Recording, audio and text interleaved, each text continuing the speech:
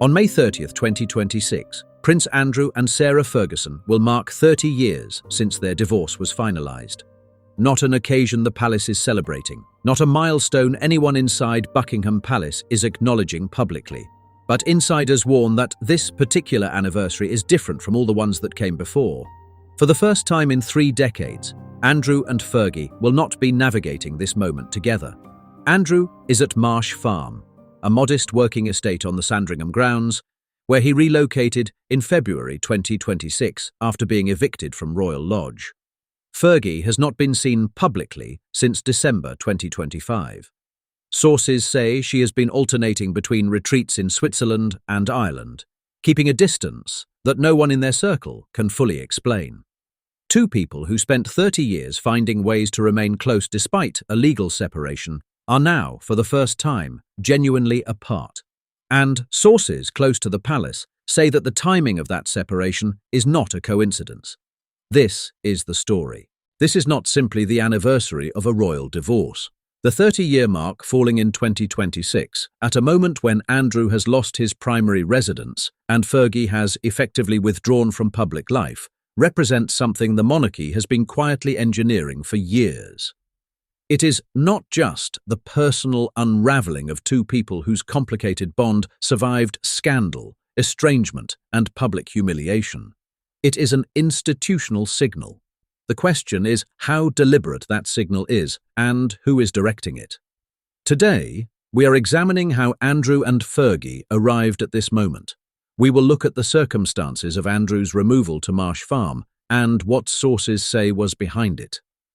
We will explore who insiders believe has been orchestrating the coordinated distancing ahead of this anniversary. We will follow the Diana parallel because 2026 is also the year her own divorce reaches its 30-year mark and the echoes are impossible to ignore.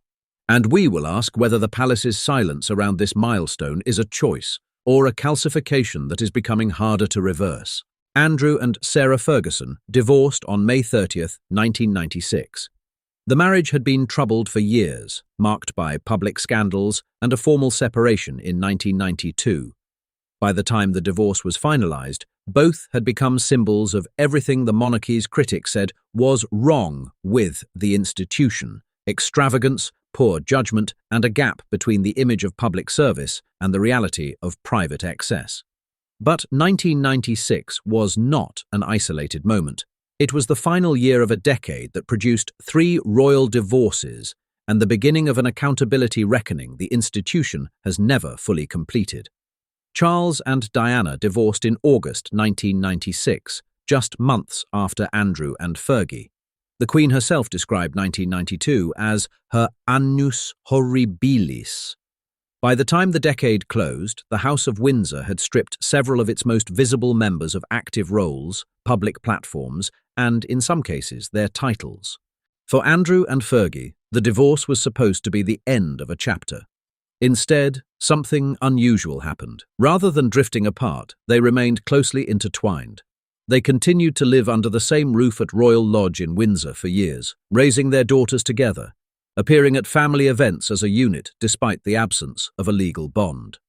Royal commentator Richard Fitzwilliams, writing in The Times in 2024, described their arrangement as one of the most extraordinary post-divorce domestic partnerships in modern royal history. They were, in the eyes of many who knew them, a couple in every practical sense, except the legal one.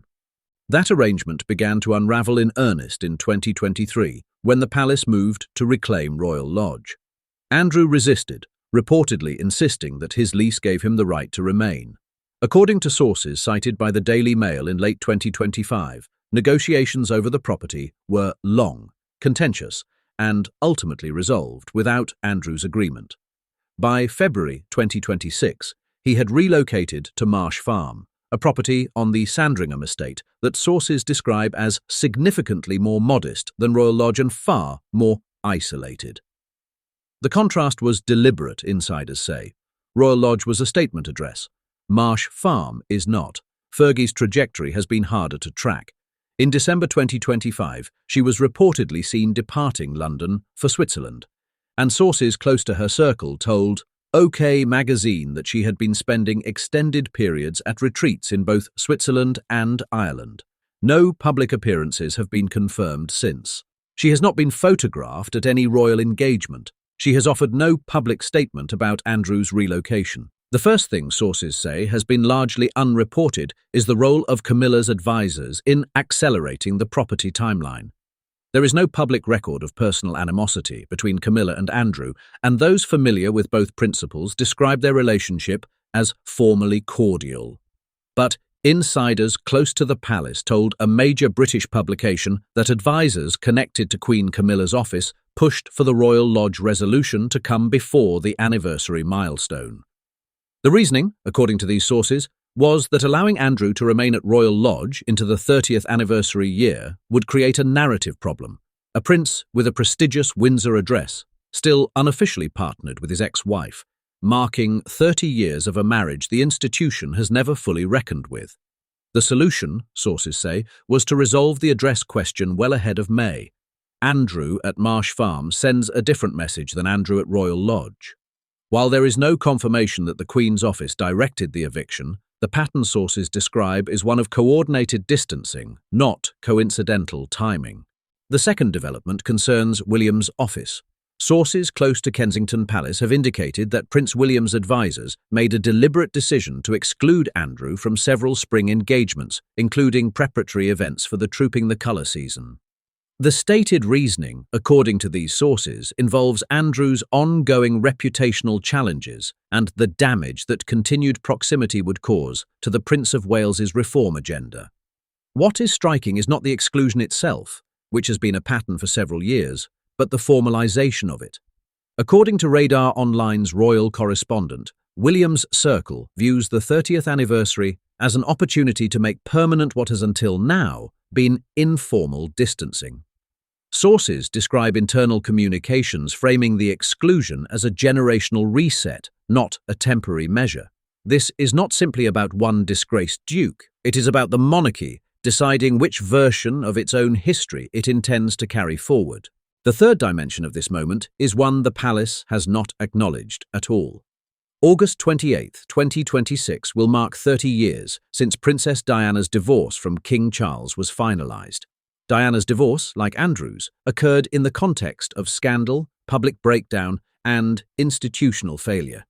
Her sons watched as she was progressively isolated from official royal life in the months that followed. The parallels to Andrew's current position are not perfect, but they are present. A royal stripped of active status, relocated to a secondary property, absent from the events that once defined their public role. Royal commentator Ingrid Seward noted in Majesty magazine earlier this year that anniversary cycles have a particular power inside the palace. They force the institution to confront what it buried, she wrote. 30 years is a long time to hold a silence. The human picture at the center of this institutional story is Andrew at Marsh Farm, a property sources describe as functional and remote, hosting a man who once occupied one of the great houses of the English aristocracy. 30 years ago, Andrew and Fergie signed documents that formally ended their marriage.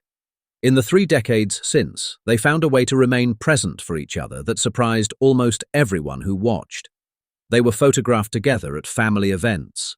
They supported each other publicly during each other's lowest moments. Sources close to people who know both of them described their arrangement as one built on genuine affection and mutual reliance, not just the convenience of shared parenthood. Now, on the anniversary of those documents, they are on separate estates in different countries, with no confirmed plans to mark the occasion together. Sources close to Fergie's circle told Hello magazine that her extended absences from England reflect a period of private withdrawal, and that she has not been communicating with the press or with the palace on any timeline. Whether she is fully aware of the institutional decisions being made around this milestone is something her circle has not addressed. The 30-year mark arriving in 2026 is not, by any measure, a happy occasion. But it is a revealing one. The question it raises is whether the coordinated decisions made in the months ahead of May 30th represent an ending, or simply a more decisive chapter in a longer institutional effort to manage the distance between the monarchy's public image and its more complicated private history. Diana's anniversary arrives in August. Andrew's arrives in May. Two divorces from the same turbulent decade of the British monarchy, both reaching 30 years in the same calendar year. The institution has offered no framework for either. What it has offered, sources suggest, is a series of quiet, logistical decisions that leave both stories arriving at their milestones without ceremony, without acknowledgement, and without resolution.